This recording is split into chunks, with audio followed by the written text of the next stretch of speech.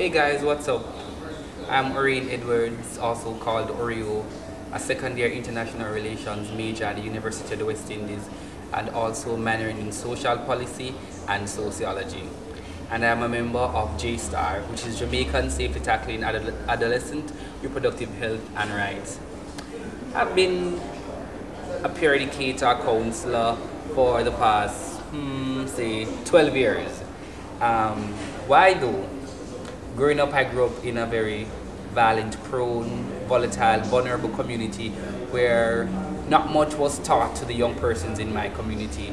Growing up, I had the privilege and the opportunity to have my mother to talk to me about sexual reproductive health and rights, what is wrong from what is not right. And not everybody in my community had the opportunity to actually have a parent or have someone speak to them about sexual reproductive health and rights. Hence my need to go into this area, because I felt that growing up as a child, if I had friends experiencing this, then where I am now, I believe that there are other persons out there experiencing this. I've been working with JA Style, which is a project that was funded by USAID, and I am working with JYAN. Here in Jamaica, the Caribbean you might have known is the second largest region for HIV/AIDS in victims or infections or cases, second to sub-Sahara Africa, and it is really, really important, I must say. Really, really important that our young people are being heard, our young people's voices are being heard, and that we're at the forefront of this fight. As a youth advocate in Jamaica, I not only deal with sexual reproductive health and rights, but I'm also a youth parliamentarian for the past 3 years. So I speak to policymakers about how best they can implement or introduce policies that affect what's the word I'm looking for? Yeah, that affect us as young people. The work has been fun so far. I've had the opportunity to come to Washington DC and go to Congress and speak to some senators and some staffers. I've had the opportunity of exposing myself to what's happening in other countries. I've had the experience of going to schools and speaking to young persons, and for me it is a very passionate and fulfilling experience, because working with young persons, you realize that not a lot of persons here in Jamaica know about sexual reproductive health and rights. Not many parents speak to their children about sexual reproductive health and rights. You have in some communities young girls who are forced or coerced by their mother to have sex with older men to finance their younger siblings or to finance their families. And it's a serious problem. You have a lot of young persons in Jamaica who don't know how to use a condom, who are unaware, who are oblivious to the fact that there's something called a condom, there's something called a tampon. And when we speak about sexual reproductive health and rights, we not only speak about condoms and having safe sex, but we speak about maternal mortality, infant mortality. There are a lot of young persons out there who are having unprotected sex, whether on school campus or whether at home, and are forced and coerced by their friends and aren't really informed of proper sex, safe sex. And so I believe it's my obligation to inform them of what's going on in society, as well as not only to inform and educate my fellow peers, but also to inform and educate policymakers of what's going on the ground and how best they can implement policies that will implement change within our society.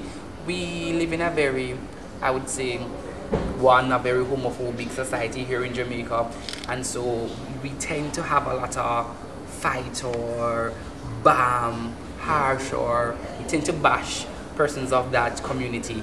And so you find that a lot of young men in Jamaica, a lot of young women in Jamaica are afraid to come out and to be comfortable in who they are, so they would live a double life, so to say. And you find that this lifestyle, as we've seen internationally and locally, that this lifestyle really and truly affects, or it helps to increase the level of HIV/AIDS cases among young people in the Caribbean and in the US and worldwide. So as J-Star, we're here to implement a change. We're here to educate persons about the problems that we're facing. We're here to implement and educate policy because of the problems that are here on the ground and how best they can implement policies that are happening. I would say to you guys though that as US citizens, we look to you for a whole lot. Jamaica is very, very influenced by the US in every way possible, from the way we dress, from the way we talk. I can tell you we are very hot. The Caribbean is very hot, but you will find squirrel boots, you will find winter coats on a summer day in Jamaica. That's how much we idolize, and that's how much we try to copycat the US in everything that we do.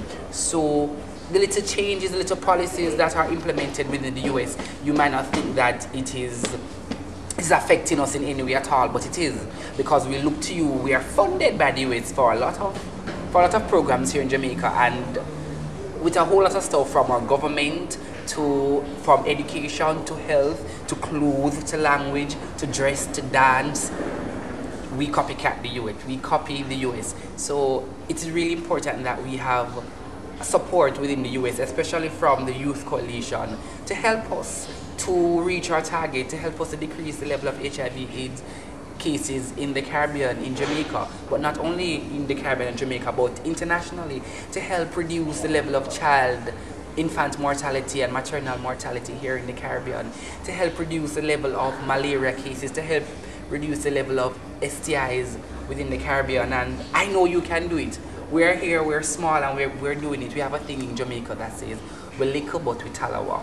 That means that we're small but we're strong, we're brave in heart, we're brave, and we can do anything we put our mind to. And I'm sure that the big and also lovely US can do the same. All it needs is just a little effort from you guys to push to congressmen, to push to Congress and let them know that this is happening in the US. It's affecting persons in the Caribbean, which is so close to you guys, and this is how we can help them. This is our little cent, our little 2 cents to humanity, to the international arena. So once again, guys, I implore you to come out and be an activist, be a part of something worthwhile and challenging, and to make a change. Be an agent for a change. One love.